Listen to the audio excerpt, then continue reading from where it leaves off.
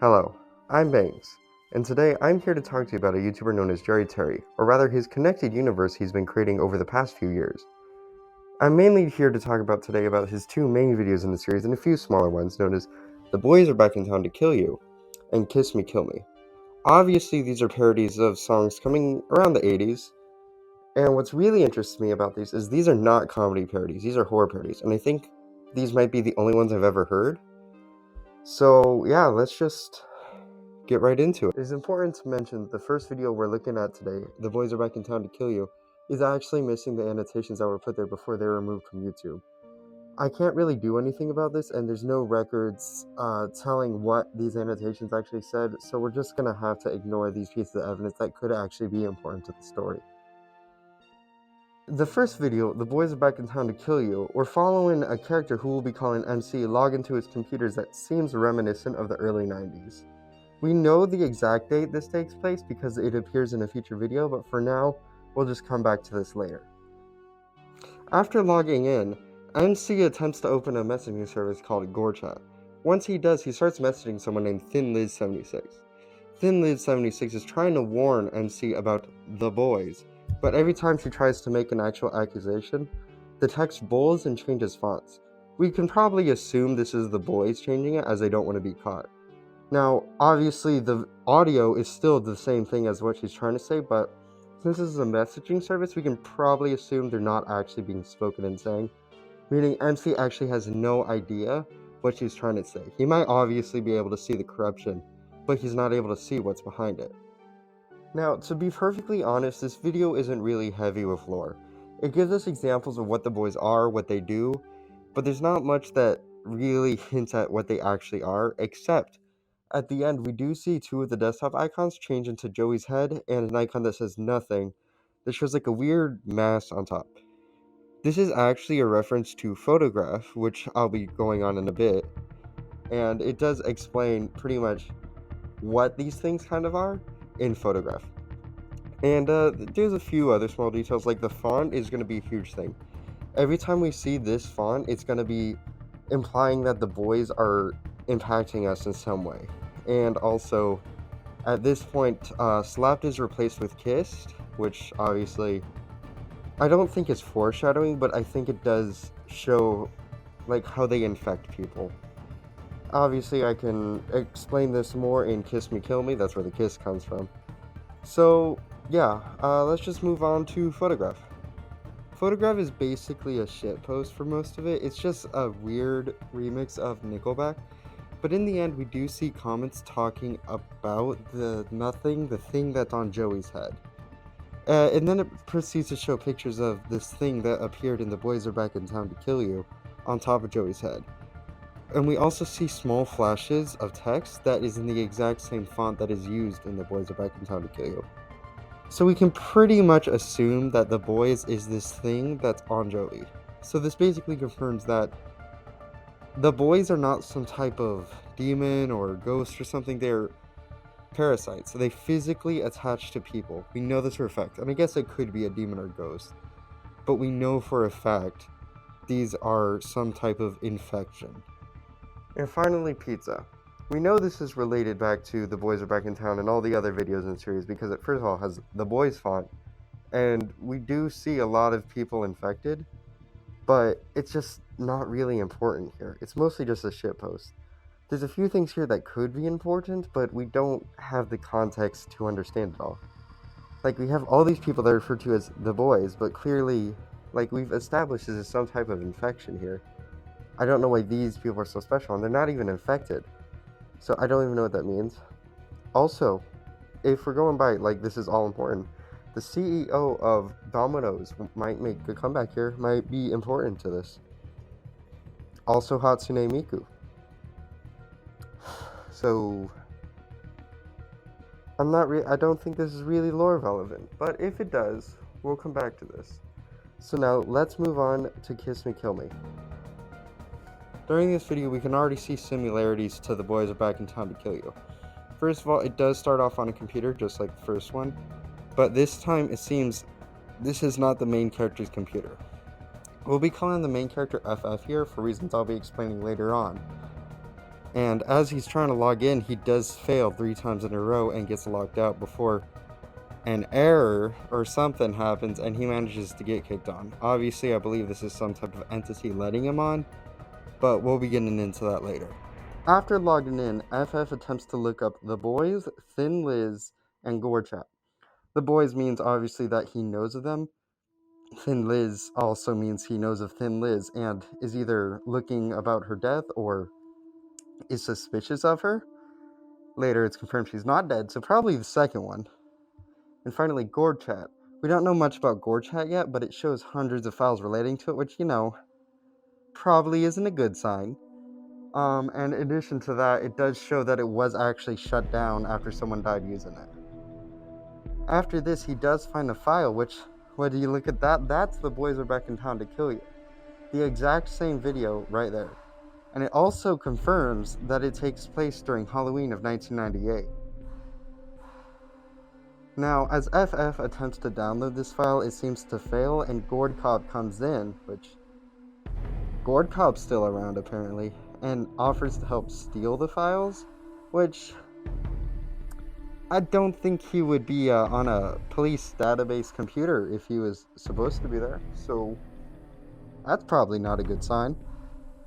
And then he proceeds to open a file, which I will be describing pretty much every major event here, but I'll also not be mentioning events that don't matter. This is a lot more dense than The Boys Are Back in Town to Kill You, and almost everything here is important. So right off the bat, we automatically get the information that there's 2 characters here. This is really incredibly important to realize, as it gives us some character interaction and we basically puts into context the rest of the plot. The second thing to realize is this is not a murder case. I cannot stress this enough. This is not a murder case. This is a missing persons case. As far as we're aware, there's not a single murder in the entirety of this video. We can see it probably, we can assume it, but we cannot confirm with 100% certainty this is a murder case. Now, with keeping with the themes of 2 here, we also have 2 detectives, what I'm assuming, making comments on this file. One of them just makes some observations that, a viewer would make, and the first one is really seeming like they're trying to make a map of the situation. This is really useful for us as we can directly tell what is being literal here or maybe metaphorical or supernatural, but we'll get into that later. Now, as we keep going, we obviously see this main character start singing. We can kind of get hints that they're probably infected by the same thing the boys have, but we're not seeing anything concrete yet, like a font. However, at one point it shows some lines saying, "Your father's map," and an annotation comes from father and it says redacted. Now, I think this does reveal something that we do not know yet and is really important, but we're just going to keep that in your mind for now because this is something that will be important. Now, as we move on, we do see this main character quickly become more insane or some type of equivalent as she starts seeing things that don't exist. The original author of this document seems to agree as he makes comments directly telling the audience to disregard what she's saying. However, the 2 people who've been making comments throughout this video both disagree. It's also at this point where we do see something confirmed that whoever's with this girl, we're the father of. As it says right here, your father's map, it signifies that we're the father. So, once again, this isn't really important to this video right now, but I have to believe this has future lore significance. It's also at this point where it becomes outright confirmed that this main character is being affected by the same thing the boys were infected by, as the font directly changes into the boys font. Now, as the video comes to a close, we obviously see that this main character is very clearly becoming affected by this boys virus. She sees things that are just not there, or if they are there, that's a lot more concerning. And she starts feeling things inside her body, which are eggs or something, which is, once again, very concerning. But let's move on. Now, she does actually fight back for this just for a bit. I can pretty much be confident that she's not lying about this as the font changes back to normal text and she starts pleading for the friend that's here to run away before it's too late. Sadly, I do not think she does actually take this warning. But we do have some good news in the fact that a car rolls in and some guy wearing a gas mask or hazmat suit comes out and tells one of them to step aside. I cannot stress this enough. We do not know who he tells to step aside. He tells one of them to step aside and fires a shot. Which would be fine if towards the very end of the video we see the music start up again. So this leaves two distinct possibilities. A, he fired the shot at this infected girl and she managed to survive and come back towards the end of the video. Or B, he shot the other girl. We have no idea here. And honestly, this is pure speculation, but I like to believe the second option as to why this father is looking through a police database. Alright, so that didn't answer questions. If I'm going to be real, it just created more. But with those questions, we can probably start explaining some things. So first of all, we now have a timeline, I guess, because we can now see that The Boys Are Back in Town. It takes place during Halloween of 1998, and Kiss Me Kill Me only takes place a bit after. And we're actually seeing these cases years after, because at the very least it was 2001 when the second investigator started looking at these files.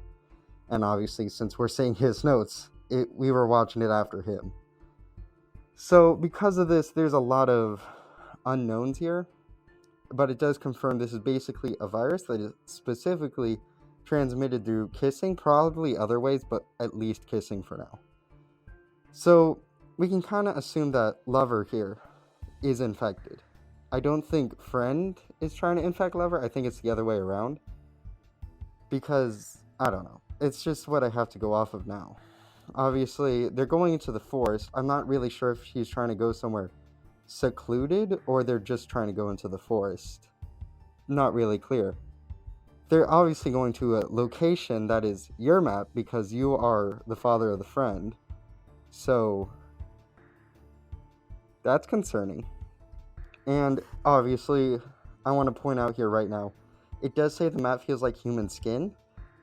This basically leads us to two options, and that's either this parasite either makes you crazy, which that's very valid, and the second one is it makes you not crazy and makes it so you see things for how they are, which is significantly more concerning because that means the boys have basically infected the world without anyone noticing because they're just affecting our perception so we don't notice these things.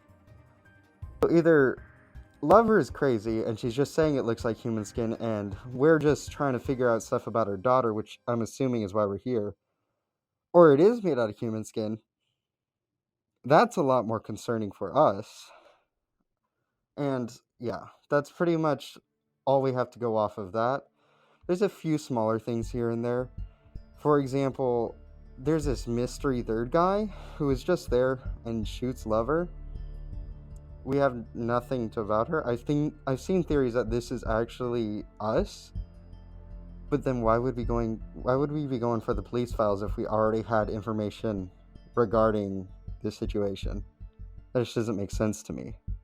And even if we were trying to hide the evidence, it's years later. So this just doesn't make sense to me. I have to believe this is just an entirely unique person. Second thing, she definitely survived this. Because this is years later, and she comes back to the police station, apparently looking directly for us. And another thing, it seems that in the early stages, you can actually fight this infection, because you can tell when she's not infected and when she really is, because if she's not infected, she just has normal text. Or at least under perception. And when she is infection, it's the font again, it's the boy font. So yeah, like I said, this doesn't really answer many questions, but I think we're actually getting a story here. We're having important characters. This is something that I'm really hoping continues this Halloween. Hopefully I have this out before then, which I should. And we'll be able to finally see the next step in the story. Also, Thin Liz is alive. That's about all I have to add to that. We know nothing about her yet, but she's alive. If you've watched it this far, I really do want to say thank you. Uh, I've never posted anything to social media before. This is my first attempt at even trying. So I really do appreciate you watching to the end. If you have any feedback, harsh, scathing feedback, feel free to post it in the comments. I'll take everything to heart. Obviously not if you're insulting me. But I want to improve. I want to not necessarily make this a career, but make it something I enjoy doing. So, yeah, once again, from the bottom of my heart, thank you for watching to this point.